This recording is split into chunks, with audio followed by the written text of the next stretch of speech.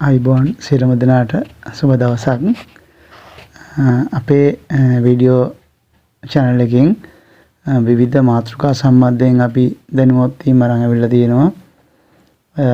ඒවා ගොඩක් ප්‍රායෝගික දැනුවත් කිරීම ගොඩක් දේවල් තියෙන්නේ අපිට සාමාන්‍ය ජීවිතයේදී ඕන වෙන දේවල් සාත්‍යවශ්‍ය දේවල් ඔබට පුළුවන් ඒවා බලලා දැනුවත් වෙන්න. ගොඩක් සමාජයේ කතාව අහන ඕන කරුණු තමයි අපි කතා කරලා තියෙන්නේ. අපිට පුළුවන් දැනුවත් වෙන්න.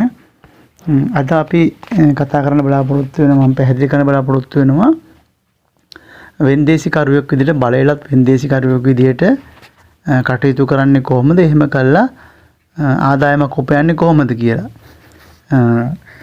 බලයලත් වෙන්දේසි කරුවෝ ඔබ දන්නවා ඇති ඔය වෙන්දේසි කටයුතු කරන වාහන වෙන්දේසි ඉඩම් වෙන්දේසි කරන බලයලත් වෙන්දේසි කරුවෝ ඉන්නවා.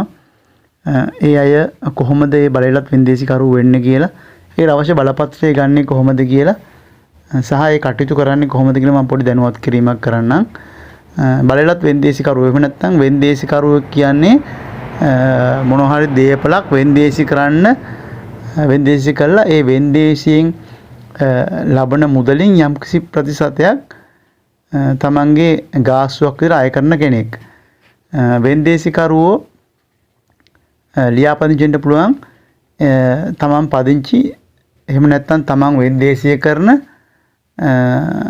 බලාපොරොත්තු වෙන ප්‍රාදේශීය සභාවෙන් තමයි වෙන්දේසි බලපත්‍රය ගන්න ඕනේ. ඒකට යම්කිසි ගාස්තුවක් අය කරනවා. කොළඹ මහනගර සභාවේ නම් රුපියල් 3000ක් ගාස්තුවක් අය කරනවා. වාර්ෂික බලපත්‍රයක් දෙන්නේ.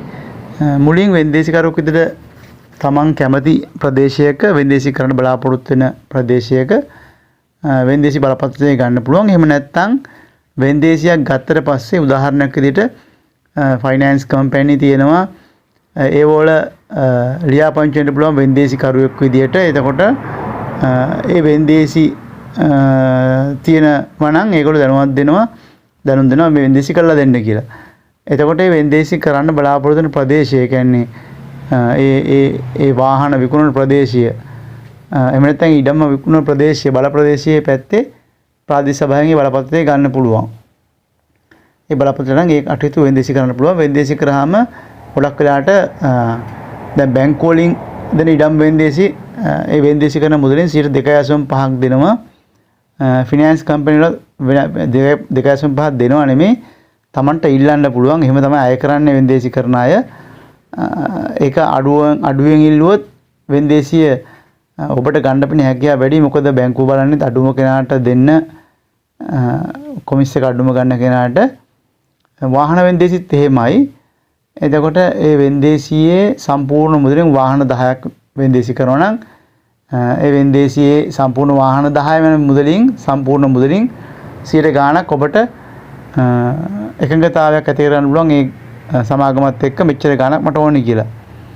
ඊට පස්සේ තව තියෙනවා මේ වෙන්දේසි කරුවෝ අධිකරණ වල ලියාපදිංචි කරන්න ක්‍රමයකුත් තියෙනවා. ඒ කියන්නේ අධිකරණයේ වෙන්දේසි කටයුතු ඒ අයට දෙනවා. එතකොට ඒගොල්ලෝ උසාවි කොමසාරිස් වෙන්දේසි කරුසා උසාවි කොමසාරිස් කියලා තමයි දිසා අධිකරණයෙන් තමයි පත් කරන්නේ. දිසා අධිකරණයේ ගරු විනිශ්චයකාරතුමා තමයි මේ සම්බන්ධයෙන් බලධාරියා.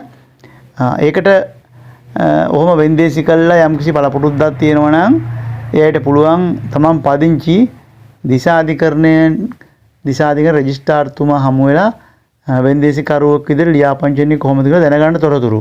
ඒතර අයදුම් පත්‍රයක් ඒ විස්තර බලාපොරොත්තුද ඒව අරගෙන ගරු විනිශ්චයකාරතුමා නිර්දේශයක් දුන්නොත් බඳව ගන්න කියලා එයාව ලේඛනගත කරනවා. ඒකට ඉස්සල්ලා ඒතකොට ඉල්ලනවා ඒ වෙන්දේසි කරන බලාපොරොත්තු වෙන දිසා අධිකරණ සීමාවේ ප්‍රාදේශීය සභාවකින් ගත්ත වෙන්දේසි බලපත්‍රයයි ඊට පස්සේ ශ්‍රී ලංකා ආරක්ෂණ සංස්ථාවෙන් ගන්න ඕනේ බැඳුම් කරයක්. ඒ බැඳුම් කරයක් දෙනවා. අධිකරණයෙන් කියනවා මේ මුදලට බැඳුම් කරයක් දෙන්න කියලා. ඒ බැඳුම් කරේ දුන්නාට පස්සේ ලියාපදිංචි කළා. ලියාපදිංචි අංකයකුත් දෙනවා දැන්. එතකොට යාට පුළුවන් අධිකරණයේවත් වෙන්දේසි කරන්න. එතකොට ඒ අධිකරණයේ යම්කිසි ගාස්තුවක් ගෙවනවා. එතකොට ක්‍රම තුනක් තියෙනවා. බැංකුවල ඉඩම් වෙන්දේසි කරන්න පුළුවන්. ඉඩම් දේපල වෙන්දේසි කරන්න පුළුවන්. ඒ වෙන්දේසි කළේන ආදායමෙන් කොමිස්සයක් ගන්න පුළුවන්. ඊට පස්සේ ෆිනෑන්ස් කම්පැනි ඒ වගේ සමාගම් වල දේපොළ විකුණලා එන ආදායමෙන් කොටසක් ඒ කියන්නේ ප්‍රතිශතයක් 102ක් වගේ ප්‍රමාණයක් ගන්න පුළුවන් තමන්ගේ ගාස්තු විදියට. ඊළඟට අධිකරණ ලියාපදිංචි වල දිසාධිකරණ ලියාපදිංචි වල එතනින් එන යම් කිසි වෙන්දේසි තියෙනවා නම් ඒවා කරන්නත් පුළුවන්. එතන මේවා ලොකුවට මිනිස්සු දන්නේ නැති දේවල්. ඒ කියන්නේ මිනිස්සුන් ලොකුවට මේවා ටච් වෙන්නේ නැහැ. ඒ කියන්නේ ඒ ගැන අදහසක් නැහැ. මම දැනුවත් කරේ ඒකයි. මේකට අවධානය දෙන කෙනෙකුට මේ ගැන උනන්දුවක් දක්වන කෙනෙකුට පුළුවන් මේකට ලියාපදිංචි වෙලා මේ කටයුතු කළා තමන්ට ආදායමක් උපය ගන්න. ඒකෙන් හොඳ පෞරුෂයකුත් ඇති වෙනවා. මොකද හේතුව දැනුවත් වෙනවා දෙයක් කරන්නේ කොහොමද කියලා. වෙන්දේසි කටයුතු කරන්න ගියාම ආයතන එක්ක සම්බන්ධීකරණය කරන්නේ කොහොමද කියලා දැනුවත් වෙනවා. ඒ වගේ හොඳ පෞරුෂයකුත් හැදෙනවා. ඒකින්ද උත්සාහ කරලා බලන්න. ගැටලු මොනවාට තියෙනවා නම් අහගන්න දෙයක් තියෙනවා නම් මට කමෙන්ට් එකක් දාන්න පුළුවන් විදිහට දන්න දෙයක් නම් උත්තර දෙන්නම් මම. එහෙමනම් ගොඩාක් ස්තුතියි මේකට සවන් දුන්නට. ඒ වගේම අපේ මේ channel එක තවදුරටත් මේ කටයුතු වර්ධනය කරන්න ඉදිරියට යන්න අපිට සහයෝගයක් විදිහට මේ channel එක subscribe කරලා අපිට උදව්වක් කරන්න. ඒ වගේ මේ දැනුම අනිත්තර බෙදා ගන්න, මේක share කරගන්න, බෙදා ගන්න. මොකද අපි හැමෝම දැනුවත් වෙන්න ඕනේ. සමාජයේ මුළු මහත් සමාජයම දැනුවත් වුණාම තමයි සමාජය නිවැරදි වෙන්නේ. ඔබට මේක ඉන්ට්‍රස්ට් නැත්නම් ඒකට තව කෙනෙකුට මේක කැමති වෙන්න පුළුවන්. බෙදාගත්තා මේක ඒ අයට ප්‍රයෝජනවත් වෙයි. ඒක ඔබට එකපැත්තකින් ලොකු පිනක්. මොකද තව කෙනෙක් මේ දැනුවත් වෙලා ජීවිතය හදාගත්තොත් ඒක ඔබට ලැබෙනවා. ඒකින්ද මේක බෙදා ගන්න ඉල්ලීමක් කරනවා. ගොඩාක් ස්තුතියි සවන් දුන්නට.